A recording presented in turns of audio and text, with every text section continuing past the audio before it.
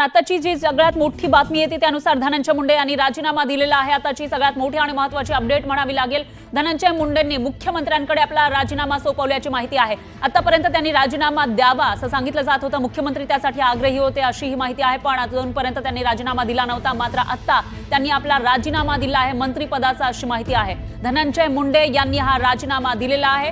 तर काल जी बैठक झाली होती त्याच्यामध्ये थेट आदेश मुख्यमंत्र्यांनी दिलेले होते आणि त्यानुसार आता आज धनंजय मुंडे यांनी मुख्यमंत्र्यांकडे आपला राजीनामा सोपवल्याची माहिती समोर येते आहे। त्याच्यानंतर त्यांची काही प्रतिक्रिया येते का, भूमिका ते मांडतात का ते बघावं लागेल। धनंजय मुंडेंनी आपला राजीनामा दिलेला आहे मंत्रिपदाचा। मागील अनेक दिवसांपासून त्यांच्या राजीनाम्याची मागणी केली जात होती, किंबहुना त्यांना मंत्री करूच नये असंही बोललं जात होतं, पण ते मंत्री झाले, मंत्रिमंडळामध्ये सामील झाले आणि डिसेंबर महिन्यापासून जेव्हा हिवाळी अधिवेशन झालेलं होतं, पहिलं अधिवेशन झालं होतं युती सरकार पुन्हा एकदा सत्तेत आल्यानंतर, तेव्हापासून संतोष देशमुख यांच्या प्रकरणावरून धनंजय मुंडेंच्या राजीनाम्याची मागणी केली जात होती आणि आता त्यांनी राजीनामा दिल्याची माहिती समोर येते।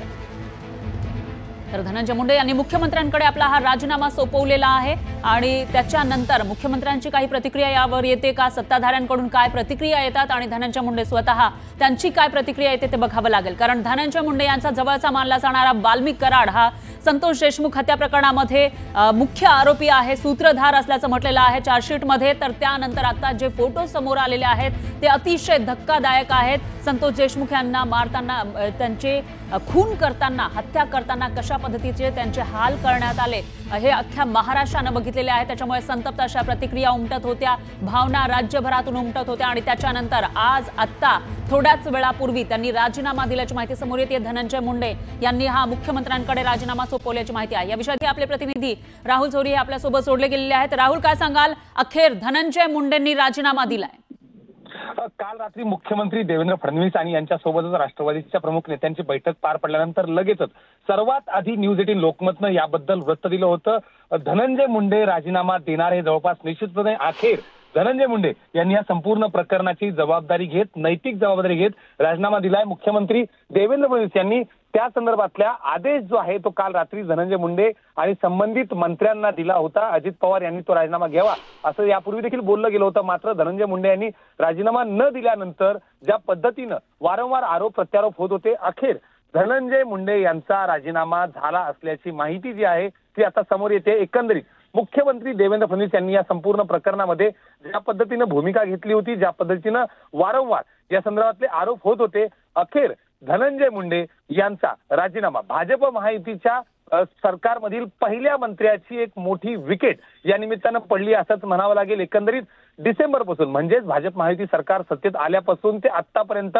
सलग संतोष देशमुख हत्या प्रकरण हे सरकारची अडचण ठरलं होतं। वारंवार याबद्दलचे आरोप होत होते आणि अखेर दुसरं अधिवेशन आणि त्यामध्ये दुसऱ्याच दिवशी, अधिवेशनाच्या दुसऱ्याच दिवशी धनंजय मुंडे यांचा आज अखेर राजीनामा झालाय असंच म्हणावं लागेल। निश्चितच आता त्यांनी राजीनामा दिल्याचं कळतंय, त्यांची काही भूमिका समोर येण्याची शक्यता आहे का सत्ताधाऱ्यांच्या? आणि दुसरं म्हणजे यानंतर पुढे नेमकं काय होऊ शकतं? कारण दुसरीकडे त्यांना सह आरोपी करा, या प्रकरणामध्ये 302चा गुन्हा त्यांच्यावर दाखल करा अशी ही मागणी मसाजोगमधून समोर येते।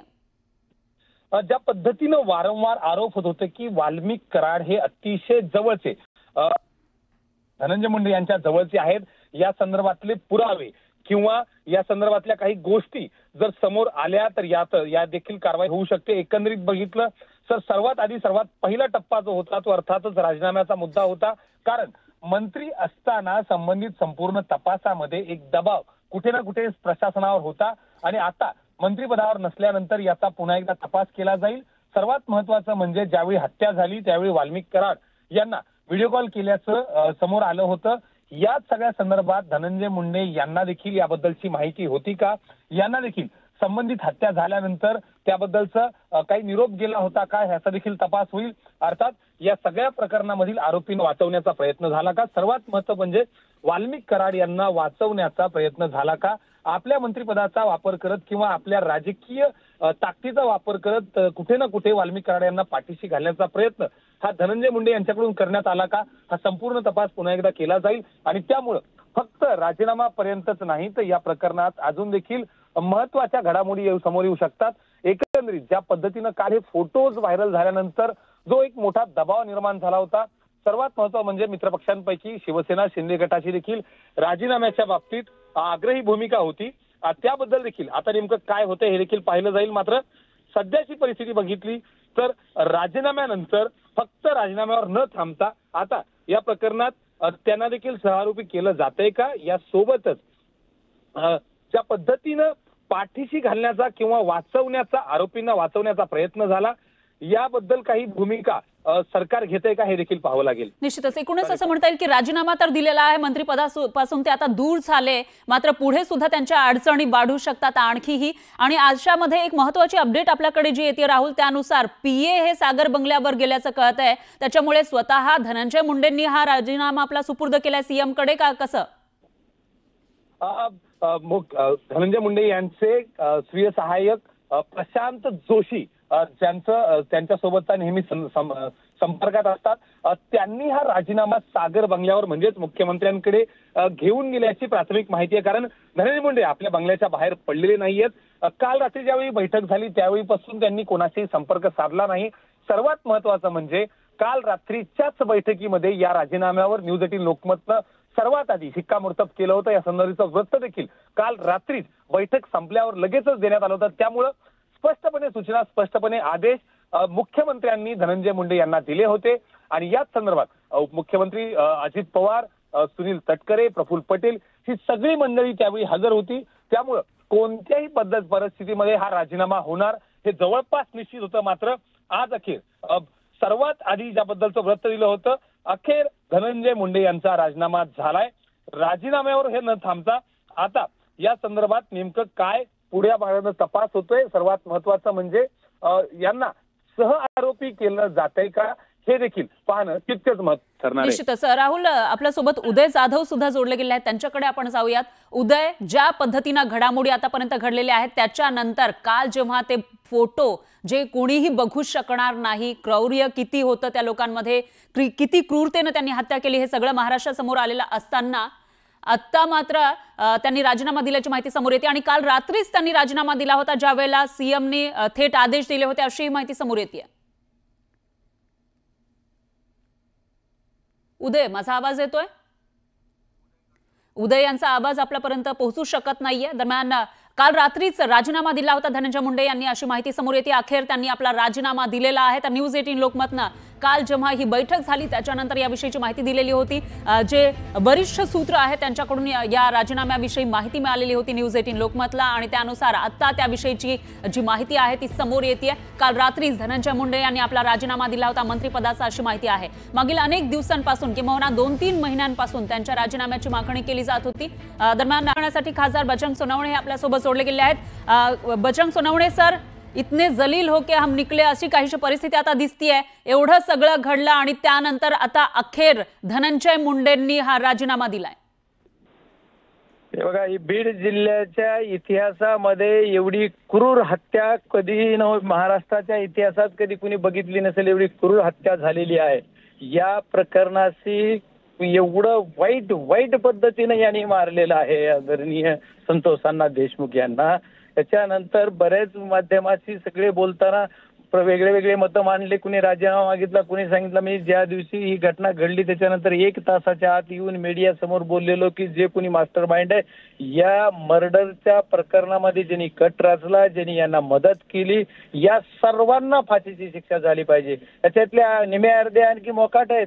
एवढी वाईट परिस्थिती, काल फोटो बघितल्याने मन असं शून्य होऊन जाते। काय सांग यार, त्या जगामध्ये एवढे वाईट प्रवृत्तीचे लोक असू शकतात, हेच म्हणजे ऐकणं, बघणं आणि प्रत्यक्ष बघताना तर काय म्हणजे कल्पनाच करू शकत नाही माणूस। कारण ज्या वेळेस आपण बोलतो ना, तोंडानं बोलताना सुद्धा ऑटोमॅटिक डोळ्याला पाणी येतं, एवढी वाईट कृती केलेली आहे या लोकांनी। आणि या प्रकरणाचा प्रत्येक पक्षातल्या राजकीय लोकांनी असेल प्रत्येकाने निश्चित केलेला। पण या गोष्टीला मला एकच सांगायचं की हे फोटो आणि फुटेज मुख्यमंत्री महोदयाकडे 2.5 महिन्यापूर्वी आले असतील ना, हे गृहमंत्री आहेत, तर मग त्यांच्या यंत्रणेकडे आले तर 2.5 महिन्यानंतर हे फोटो आमच्याकडे माध्यमांनी पोहोचले। म्हणजे 2.5 महिने का कुठे ठेवले, 75 दिवस हे फोटो का उघडे केले नाहीत, हा सुद्धा विषय। हा राजीनाम्याचा विषय जो आहे ते खरं एकदा राजीनामा मंजूर करू देत, आता दिला एवढंच कळतंय तुमच्या माध्यमातून। आता दिलाही ठीक आहे, पण मंजूर झाल्याच्या नंतर मी प्रतिक्रिया देतो. मला मंजूर तर होऊ दे, कारण यांचं काय करतील आणि काय दाखवतील आणि कसं वागतील यांच्यावर मला भरोसाच ठेवायसारखा विषय राहिलेला नाही. खूप ही विचित्र प्रकारची माणसं आहेत, खूप वेगळ्या पद्धतीचे ही सर्व नेते मंडळी सुद्धा का असं करते मला माहित नाही. पण या सर्व गोष्टीतून मुख्यमंत्र्याविषयी सुद्धा एवढं चांगलं मत असायचं सगळ्यात मुख्यमंत्री सगळं, पण मुख्यमंत्री महोदयाने म्हणायचं की राजीनामा द्यायचा यांचा अधिकार आहे, त्याचा अधिकार आहे. या सर्व प्रकारामध्ये काळजीपूर्वक सगळ्यांनी लक्ष दिलं होतं, तरी पण मुख्यमंत्री म्हणायचे की कुणी म्हणायचं मीडिया की नाही मुख्यमंत्री, आज पण कुणीतरी तुम्ही सकाळी म्हणताना बोललात की मुख्यमंत्री आग्रही होते. अरे मुख्यमंत्री जर आग्रही होते तर संविधानिक पदावर बसलेले हे आदरणीय मुख्यमंत्री महोदयांना अधिकार आहे राजीनामा घ्यायचा किंवा कुणाला बडतर्फ करायचा. मुख्यमंत्री म्हणजे दुसऱ्या मिनिटात बडतर्फ करायला पाहिजे होतं जर राजीनामा नाही देत तर. राजीनामा दिला नाही ठीक आहे, त्यांना तर कुणी म्हणलं नीतिमत्ता नाही, पण मी म्हणतो संवेदनशीलता पण नाहीये ना, काहीच नाही त्यांना. माणूस नावाचं हृदय नावाची चीज नाहीये, त्याच्यामुळे हे असे वागतात. या सर्व घटनांचा मी निश्चित करतो, पण या गोष्टीत एकदा राजीनामा मंजूर झाल्याच्या नंतर मी आपल्याला बोलतो. निश्चितच. सोनवणे सर, तुमचा मुद्दा लक्षात आलाय. धन्यवाद तुम्ही दिलेल्या या प्रतिक्रियेसाठी.